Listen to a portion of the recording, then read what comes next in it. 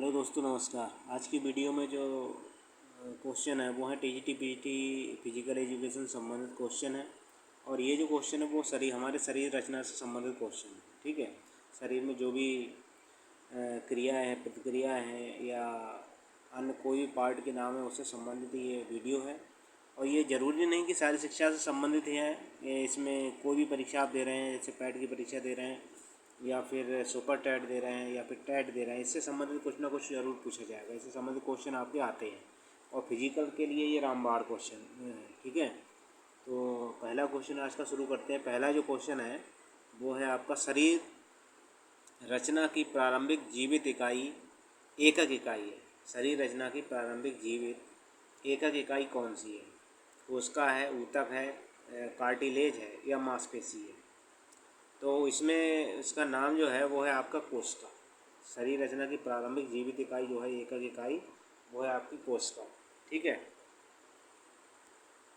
दूसरा क्वेश्चन देखिए। दूसरा है आपका, समान कोशिकाएं मिलकर शरीर रचना के किस उत्तरदायी तत्व का निर्माण करती है? समान कोशिकाएं मिलकर शरीर रचना की किस उत्तरदायी तत्व का निर्माण करती हैं? जीव द्रव का, ऊतक का, त्वचा का या मांसपेशी का? तो ये मिलकर के जो करती है निर्माण, वो करती है ऊतक का। तीसरा क्वेश्चन है, ऊतक मुक्तक कितने प्रकार के होते हैं? 2 प्रकार, 4 प्रकार, 5 प्रकार या 6 प्रकार?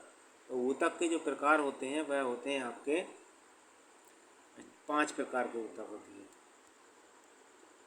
अगला क्वेश्चन देखिए। अगला है आपका, अस्थियां का निर्माण होता है। अस्थियों का निर्माण कहाँ होता है? कार्टिलेजों में, खनिज लवणों में या कार्बनिक पदार्थों में या इन सभी के योग से? तो अस्थियों का निर्माण कार्टिलेजों से भी होता है, खनिज लवणों से भी होता है और कार्बनिक पदार्थों से भी होता है। इन सभी के योग से जो है अस्थियां निर्माण होता है।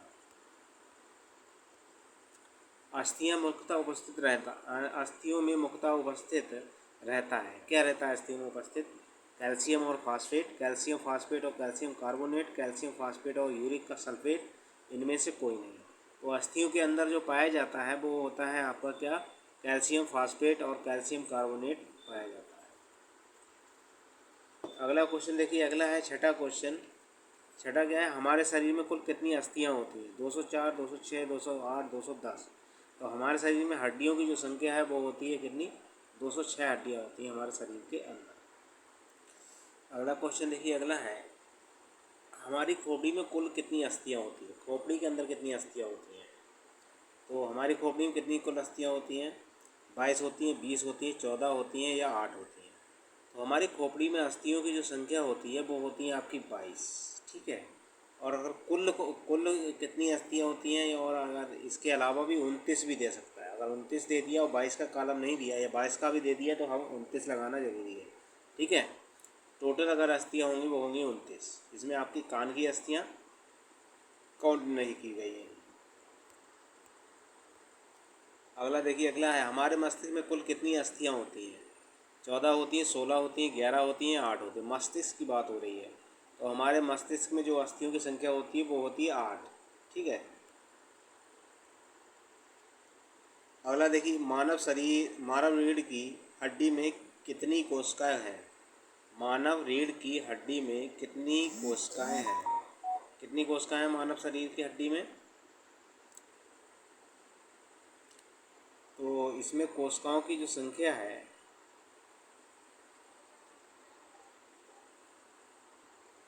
मानव शरीर में कोशिकाओं की बात हो रही है। मानव रीढ़ की हड्डी में कितनी कोशिकाएं होती हैं? 26 होती हैं, 28 होती हैं, 33 होती हैं, 36 होती हैं। तो मानव शरीर की जो मानव रीढ़ की हड्डियों में कितनी कोशिकाएं होती हैं? तो कोशिकाओं की अगर बात आएगी तो ये होंगी आपकी 33। और मानव रीढ़ की अगर हड्डियां पूछी जाएंगी तो आएंगी आपकी 28।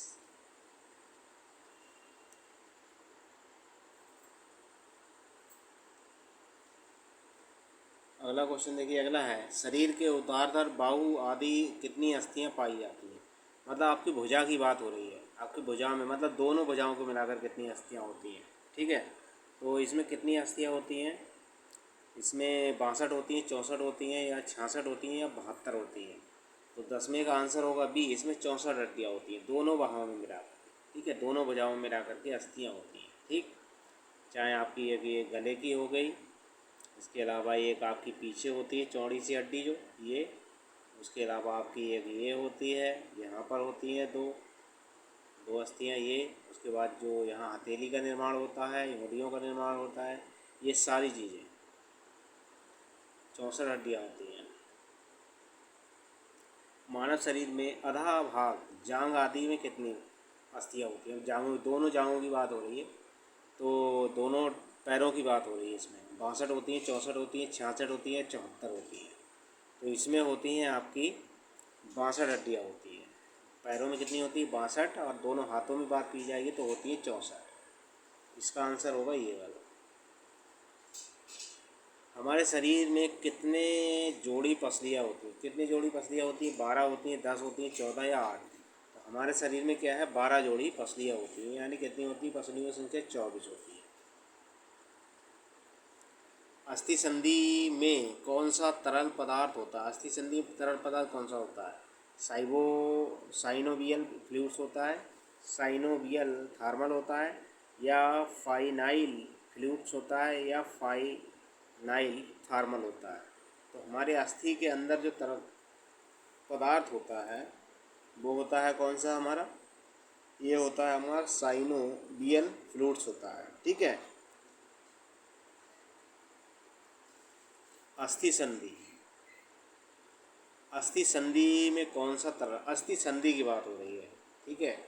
मान लीजिए अगर दो अस्थियां हैं आपकी, यहाँ पर ये अस्थि है, ये अस्थि है, तो इन दोनों के बीच में जो फ्लूइड्स होता है भरा हुआ, जो हमारी हड्डियों को रगड़ने से, मतलब घिसने से बचाता है, उसे साइनोवियल फ्लूइड्स कहते हैं। ठीक है। निम्नलिखित में से कौन सी संधि चल संधि है? कौन सी संधि चल संधि है? कलाई की संधि, कपाल संधि, गेंद या गदा संधि, या कोहनी की संधि? तो चल संधि की बात होती है। चल और अचल संधि है, दो प्रकार की संधियाँ होती हैं। तो चल मतलब चलने वाली, तो कलाई की संधि चलने वाली है, कपाल संधि है नहीं है। तो इसमें देखिए कलाई की संधि भी चलती है, गेंद और गदा संधि भी चलती है, कोहनी की संधि भी चलती है, लेकिन कपाल की संधि जो है वो नहीं चलती, यहाँ नहीं पूछा गया है। ठीक है। चल संधि नहीं है, तो कपाल की संधि होगी, मतलब जो हमारे मस्तिष्क में या खोपड़ी के अंदर है वो अचल संधि होती है। गेंद और गदा संधि के किस अंग में होती है? गेंद और गदा संधि किस अंग में होती है? गेंद और गदा घुटने में होती है, कंधे और कूल्हे में होती है, जांघ में होती है, रीढ़ की हड्डी में होती है? गेंद और गदा संधि जो है वो हमेशा कंधे और कूल्हे की जोड़ों में पाई जाती है। ठीक है। 15 का आपका होगा बी। 16वां क्वेश्चन देखिए, 16वां है आपका दिया हुआ, निम्नलिखित में से कौन सी चूड़दार चल संधि है? चूड़दार भी है और चल संधि भी है। ठीक है। तो पक्षेण संधि है, कंधे की संधि है, कलाई की संधि है, या घुटने की संधि है? चूड़दार संधि। तो चूड़दार संधि की अगर बात आएगी वो होगी आपकी घुटने की संधि। ठीक है। जो एक तरफ तो मुड़ जाएगी, लेकिन दूसरी तरफ जाकर के वो खड़ी हो जाएगी, बिल्कुल आगे नहीं मुड़ सकती। घुटना हमारा एक साइड पे मुड़ जाएगा, दूसरी साइड पे नहीं मुड़ेगा। ऐसी हमारी कोहनी की चीज़ है। कोहनी क्या करेगी? एक साइड पे तो आपकी मुड़ जाएगी, लेकिन दूसरी साइड पे अगर इसे सीधा कर दिया जाए हाथ को, तो पीछे के लिए नहीं जाएगी। ये पीछे के लिए हमारा हाथ नहीं जाएगा। हमारा हाथ क्या है? ऐसे तो मुड़ जाएगा, आगे के लिए मुड़ जाएगा, लेकिन पीछे नहीं जा सकता। एक समय पे आकर के ये सीधा हो जाएगा, तो इसको कहते हैं चूड़दार संधि। पहली और दूसरी रीढ़ कशेरुका का एटलस और एक्सिस के बीच जोड़ को क्या कहते हैं? तो पहली और दूसरी कशेरुका होती है, एटलस और एक्सिस के बीच के जोड़ को क्या कहते हैं? अचल संधि कहते हैं, फिसलने वाली संधि कहते हैं, कीलदार संधि कहते हैं, इनमें से कोई नहीं कहते। तो 17 का आंसर होगा सी, इसे कीलदार संधि भी कहते हैं। तो कहते हैं इसे कीलदार संधि। ठीक है। अगला क्वेश्चन देखिए, अगला है, मानव शरीर के कुल भार में मांसपेशियों का भार होता है? मानव शरीर के कुल भार में मांसपेशियों का भार कितना होता है? 30%, 40%, 45% या 65%? तो मांसपेशियों का जो भार होता है वो होता है आपका 45%। मानव शरीर में लगभग कितनी मांसपेशियां होती हैं? 516,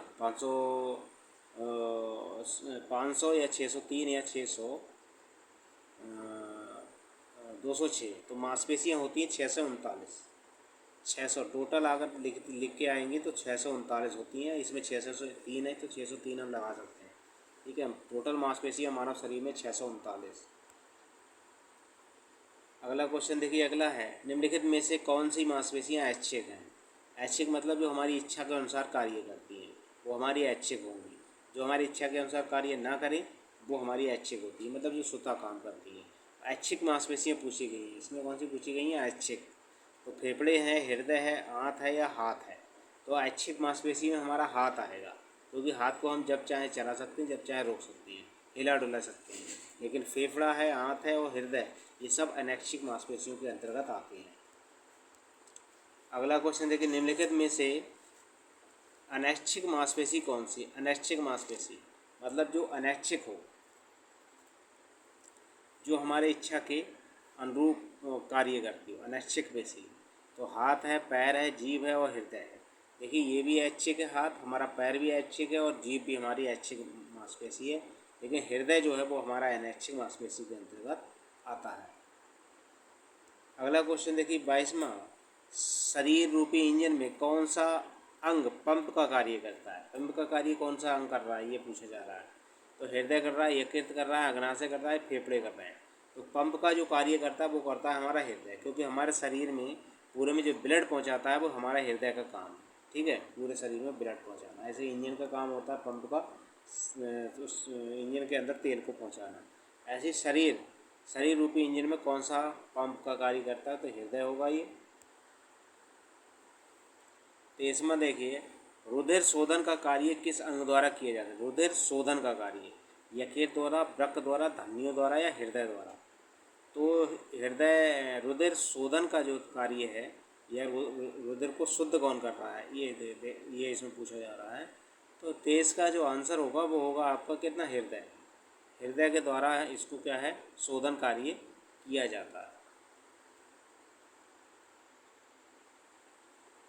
हृदय को शुद्ध रुधिर को लाने वाली नलिकाएं कहलाती हैं। हृदय से शुद्ध रुधिर लाने वाली नलिकाएं कौन सी होती है? धमनी होती है, शिराएँ होती हैं, नलिकाएं होती हैं, फुफ्फुस होते हैं। 25 का आंसर होगा आपका ए, धमनी।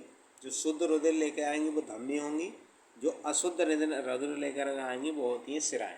ठीक है, जो लेकर के जाती हैं, आती हैं धमनी, लेकर जाती हैं शिराएँ। 26वां क्वेश्चन देखिए, रक्त में अनुपात कितना पानी होता है? 10%, 40%, 60% या 90%? तो रक्त के अंदर पानी की अगर मात्रा देखी जाए तो रक्त के अंदर पानी की मात्रा होती है 90%, 90 से 92% तक। सामान्यतः स्त्रियों के हृदय का भार कितना होता है? 250 ग्राम, 220 ग्राम, 300 ग्राम या 325 ग्राम? तो स्त्रियों के भार की अगर बात आएगी तो सामान्यतः हृदय में होता है 250 ग्राम। अगर पुरुषों का पूछा जाएगा तो पुरुषों के हृदय का भार होता है 300 ग्राम। अब देखिए आ गया क्वेश्चन ये, सामान्यतः पुरुषों के हृदय का भार कितना होता है? 220 ग्राम, 275 ग्राम, 300 ग्राम या 325 ग्राम? तो हृदय, मानव शरीर के हृदय का भार जो होता है वो होता है करीब 300 ग्राम होता है। 28 का होगा आपका सी, 300 ग्राम होता है। अगला क्वेश्चन देखिए 29वां, मानव शरीर का गृहीत 75% ऑक्सीजन का उपयोग कौन सा अंग करता है? मानव शरीर द्वारा गृहीत 75% ऑक्सीजन का उपयोग कौन सा अंग करता है? फेफड़े, हृदय, यकृत या वृक्क? तो 29 का आंसर होगा इसमें बी वाला, हृदय करता है।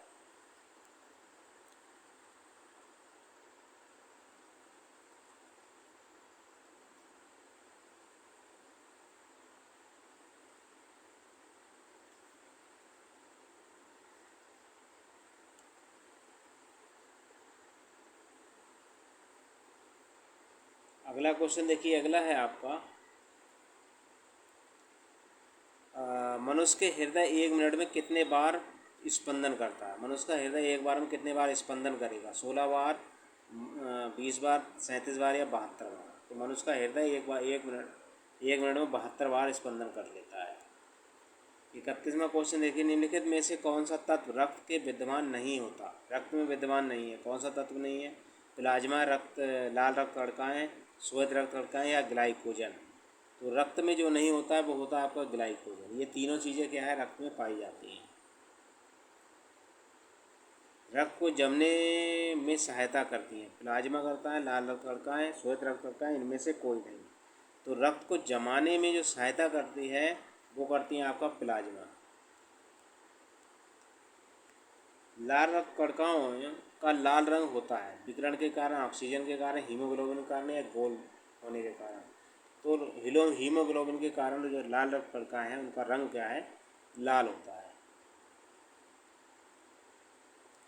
अगला क्वेश्चन देखिए 34वां, लाल रक्त कणिकाओं का निर्माण मुख्यतः होता है हृदय में होता है, फेफड़ों में होता है, या यकृत में होता है, या अस्थि मज्जा में होता है। लाल रक्त कणिकाओं का निर्माण मुख्यतः कहाँ होता है, वो होता है आपका अस्थि मज्जा में। कहाँ होता है, अस्थि मज्जा के अंदर। 34 का होगा डी से। लाल रक्त कणिकाओं आरबीसी का मुख्य कार्य क्या है, ऑक्सीजन को ढोना, तापमान नियंत्रित करना, रोगों से बचाव और रक्त का थक्का जमाना। तो लाल रक्त कणिकाओं यानी आरबीसी का मुख्य कार्य है ऑक्सीजन को ढोना, मतलब पूरे शरीर में ऑक्सीजन पहुंचाने का जो काम है वो लाल रक्त कणिकाएं करती हैं। तो 35 का आंसर होगा आपका पहला। श्वेत रक्त कणिकाओं यानी डब्ल्यूबीसी का मुख्य कार्य क्या है, रक्त का थक्का जमाना, रोगों से बचाव, तापमान नियंत्रण या ऑक्सीजन ढोना। तो श्वेत रक्त कणिकाओं यानी आरबीसी डब्ल्यूबीसी का जो कार्य है वो है रोगों से बचाव, रोगों से बचाव, रोगनाशक क्षमता जो है ये मजबूत करते हैं। 36 का आंसर होगा इसमें बी। 37वां देखिए क्वेश्चन, छोटी आंत की लंबाई लगभग कितनी होती है, 15 फुट, 22 फुट, 18 फुट या 25 फुट। तो छोटी आंत की जो लंबाई है वो होती है आपकी 22 फुट होती है। हाइड्रोक्लोरिक अम्ल और रेनिन नामक रस भोजन में विलय होते हैं। हाइड्रोक्लोरिक अम्ल और रेनिन नामक रस भोजन में विलय होते हैं यकृत से, आमाशय से, छोटी आंत से या लार ग्रंथि से। हाइड्रोक्लोरिक अम्ल और रेनिन नामक रस भोजन में विलय होते हैं। कहाँ से होते हैं ये दोनों, तो 38 का होगा बी, ये अग्नाशय से होते हैं। कहाँ से मिलते हैं, ये अग्नाशय से मिलते हैं। ठीक है। हमारा 39 देखिए, पित्तरस का निर्माण कहाँ होता है, आमाशय में, छोटी आंत, मुख में या यकृत में। तो पित्ताशय जो होता है वो हमारे शरीर में यहाँ पर जो यकृत होता है सबसे बड़ा अंग है हमारे शरीर में, यहीं पर क्या है इसका निर्माण होता है। ठीक है, पित्ताशय इस तरह से बना हुआ होता है हमारे शरीर में जिसका नाम यकृत होता है। ठीक। अब देखिए अगला, देखिए यकृत का भार कितना होता है, 1.5 किलोग्राम, 2 किलोग्राम, 2.5 किलोग्राम या 3 किलोग्राम। तो यकृत का कितना भार होता है, यकृत का ये स्वस्थ मनुष्य है उसके अंदर यकृत का भार होता है 1.5 किलोग्राम। 40 का आपका कौन सा होगा, ए सही होगा। अब देखिए 41वां देखिए, मनुष्य 1 मिनट में कितनी बार श्वास लेता है, तो 10 से 12, 12 से 14, 14 से 16, 16 से 20 बार। तो मनुष्य जो है 1 मिनट में सांस लेता है 16 से लेकर 20 बार या 16 से 18 बार। ठीक है, ये कॉलम आपका डी सही होगा 41 का। 42वां देखिए, मस्तिष्कीय तंत्रिकाओं में कितने जोड़े होते हैं, मस्तिष्कीय तंत्रिकाओं में 10 जोड़े होते हैं, 12, 31 या 44। तो मस्तिष्कीय जो तंत्रिकाएं होती हैं उसमें जोड़े होते हैं आपके 12 जोड़े। मेरु तंत्रिकाओं के कितने जोड़े होते हैं, 21, 26, 31 या 44। तो मेरु तंत्रिकाओं के जो जोड़े होते हैं वो होते हैं आपके 31। मस्तिष्क का भार मस्तिष्क का भार लगभग होता है 40 और 41 और 44 और 27 और। तो मस्तिष्क का जो भार है वो होता है आपका 40 और। 45वां क्वेश्चन देखिए, स्त्री गर्भाशय अपने समान आयाम और आकार से कितना अधिक विस्तार पा सकता है, 100 गुना, 400 गुना, 700 गुना या 900 गुना। तो स्त्री का जो गर्भाशय है अगर इसकी लंबाई पूछ ली जाएगी तो इसकी होती है 3 गुणे 2 इंच, 150 2 इंच, मतलब 1.5 से लेकर के 2 इंच तक होती है। ठीक है, लंबाई चौड़ाई। लेकिन अगर विस्तार पूछ लिया जाएगा तो आपका 900 गुना तक विस्तार कर लेता है। अगला क्वेश्चन देखिए, शरीर की सभी ग्रंथियों का संचालन और निर्देशन किस ग्रंथि द्वारा होता है, शरीर की सभी ग्रंथियों का संचालन और निर्देशन पीयूष ग्रंथि से, थायराइड ग्रंथि, थाइमस ग्रंथि या अधिवृक्क ग्रंथि से। तो वो होता है आपका 46 का पहला, 46 का क्या होगा, पहला, यानी पीयूष ग्रंथि द्वारा। 47वां क्वेश्चन देखिए, आयोडीन की कमी से कौन सी ग्रंथि बढ़ जाती है, पीयूष ग्रंथि बढ़ जाएगी, थायराइड बढ़ जाएगी, थाइमस ग्रंथि या पीनियल ग्रंथि। आयोडीन की कमी से जो है वो थायराइड ग्रंथि बढ़ जाती है। 47 का कौन सा होता है, और इसी से क्या हो जाता है, घेंगा। इसके बढ़ने से कौन सा रोग होता है आपका, घेंगा रोग हो जाता है गले में। ठीक है, घेंगा। 48वां देखिए, युवावस्था के लिए उत्तरदायी ग्रंथि कौन सी? युवावस्था की थाइमस है, पीनियल है, पीयूष है या थायराइड है? तो युवावस्था के लिए जो उत्तरदायी ग्रंथि है वो है आपकी थाइमस। 49वां देखिए, एड्रीनल नामक हार्मोन किस ग्रंथि से स्रावित होता है? थाइमस से, पीनियल से, पीयूष से, आदिवृक्क से? तो एड्रीनल जो है नामक ग्रंथ हार्मोन जो है वो आदिवृक्क से स्रावित होता है। 49 का है डी। 50वां देखिए, इंसुलिन नामक हार्मोन किस ग्रंथि से स्रावित होता है? इंसुलिन तो पैनक्रियास से होगा, आदिवृक्क से होगा या पीनियल से होगा या पीयूष से होता है। इंसुलिन नामक हार्मोन किस ग्रंथि से स्रावित होता है? तो वो होगा आपका कौन सी? ये ग्रंथि होगी आपकी पैनक्रियास। ठीक है, इंसुलिन जो होता है पैनक्रियास से स्रावित होता है। तो ये 50 क्वेश्चन थे आपके जो शरीर रचना से संबंधित थे। टीजीटी पीजीटी फिजिकल एजुकेशन की जो भी तैयारी कर रहे हैं या अन्य किसी परीक्षा की, उसमें ये क्वेश्चन बहुत अच्छे साबित होंगे। परीक्षा में पूछे भी गए, पिछली परीक्षा में आने की भी संभावना है इससे संबंधित कुछ क्वेश्चन। तो मेरी वीडियो अच्छी लगे तो लाइक करें, दोस्तों में ज़्यादा से ज़्यादा शेयर करें, और अभी तक मेरे चैनल को सब्सक्राइब नहीं किया सब्सक्राइब कर लें, बेल आइकन की घंटी दबा दें ताकि आने वाली और पिछली सारी वीडियो आपको मिल सके। धन्यवाद।